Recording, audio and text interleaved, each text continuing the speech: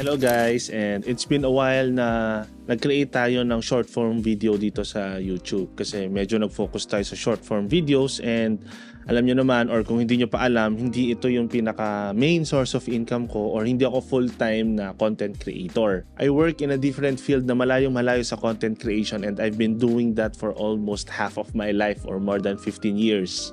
Actually, medyo naging busy talaga last year, and I hope na makapag-create ako ng more content this year, especially yung mga long-form video. We will also be focusing on different style naman, no? Not more on tech. Medyo may lifestyle tayo ng konti, may mga ibang gamit tayo, and especially I'm looking more into cars or automotive since I'm also very passionate about cars and automotives, not only on tech gadgets. Kasi one of my friends has invited me to participate or attend a race event, so I've attended, I think, 3 times na or 4 times this year, and we have a race this coming first week of December in Batangas. So I'm more into that now, and very interested ako to learn more about that sport. Very challenging and bago talaga yun sa akin kasi unlike tech reviews, talagang either padadalang ka na ng item for review or bibiling mo yung item dahil gusto mo siyang gamitin sa inyong content creation, reviewin mo, unbox mo, gamitin mo, then that's it. This time, medyo challenging talaga siya kasi unang-una mainit sa racetrack, kailangan maaga ka gigising, kailangan discipline ka, magastos. So, very magastos siya talaga guys, no? Compared sa mga nagsiset up lang ng detailing or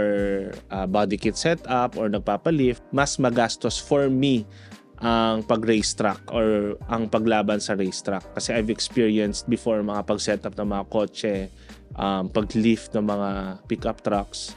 Magastos siya pero iba yung gastos dito, and iba yung time na ibibigay mo and discipline na ibibigay mo dito kung sasali ka sa sport na to. So I hope guys that you will be still supporting me, especially I will be creating more content on automotives like detailing sa mga sasakyan and sa racetrack and mga upgrades sa mga sasakyan. No? So not only sa regular sedan, but we will be also making videos sa ating sports car. But rest assured guys, we will still be making videos 100% when it comes to tech gadgets, no? Mga everyday tech gadgets na kailangan natin, lalo na sa mga audience natin na sumusuporta sa ibang social media platform kasi nga medyo mas naging active ako doon compared dito sa YouTube. But again guys, I'm pledging myself na at least once a week magkaroon ako ng video na any long form video na i-upload ko dito sa YouTube.